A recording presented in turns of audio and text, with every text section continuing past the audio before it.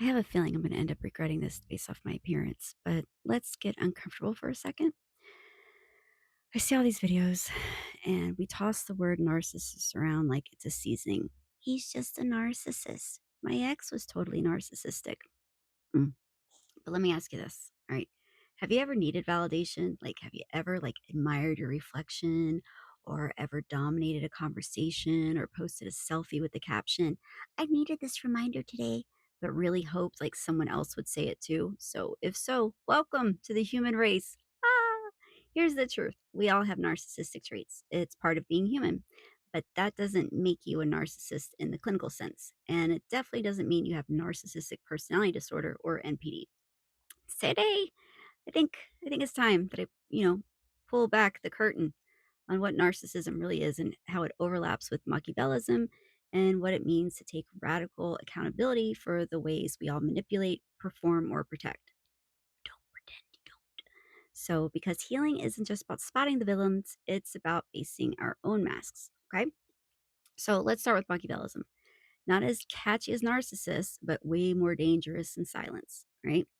Machiavellism comes from the political writings of Niccolo Machiavelli, who believed that manipulation, deceit, and exploitation were fair game if it meant achieving your goal. And in psychology, it's one of the dark triad traits alongside narcissism and psychopathy. Okay.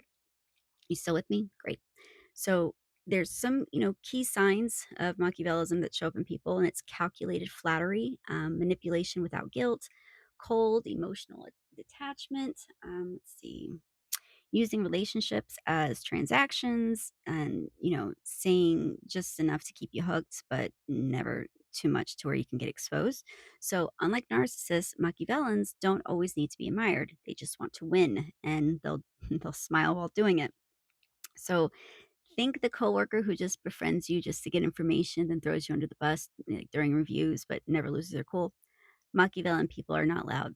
They're not explosive. They're strategic, and it's less look at me and more watch me win while you never see it coming. So, all right, let's talk about almost everything. Let's talk about narcissism. At its core, narcissism is about image, admiration, and identity. But here's where it gets important. Narcissism is a spectrum. We all need validation. We all want to be seen and we all want to feel worthy. Healthy narcissism gives you confidence to speak up in a meeting. It helps a child say, Mom, look what I did. It even pushes entrepreneurs to put themselves out there. But when it comes to crosses the line into entitlement, exploitation, lack of empathy, and inflated sense of importance, that masks deep shame. That's when it becomes malignant narcissism. Okay. Here's where most people get it wrong. Not every narcissist has NPD. Narcissistic personality disorder is a clinical diagnosis. It's not a buzzword, and it requires a pervasive pattern of the following. And this is according to the DSM 5 grandiosity, and such as in fantasy or behavior, the need for excessive admiration, interpersonal exploitation, lack of empathy, arrogance, belief in their uniqueness or superiority.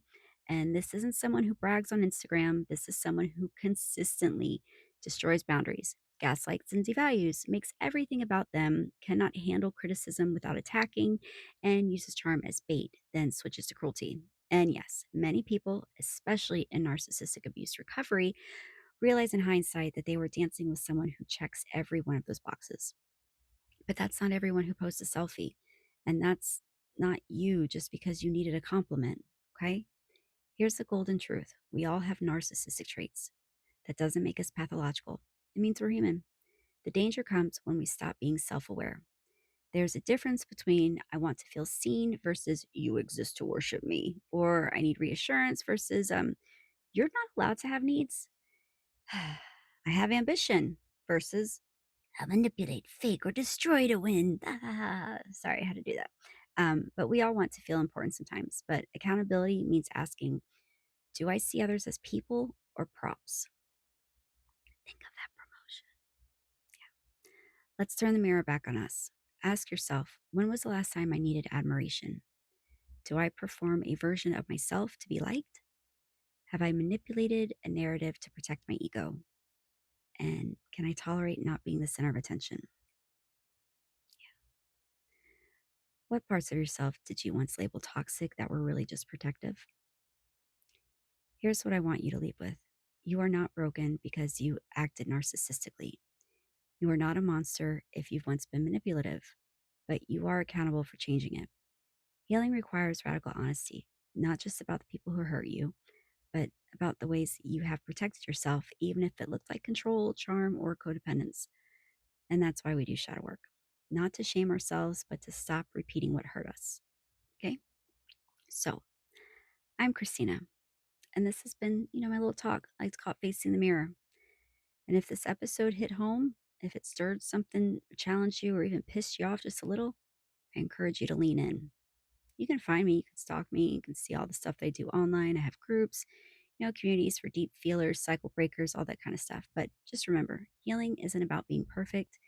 It's about seeing clearly even when it's messy. I'll see you next time.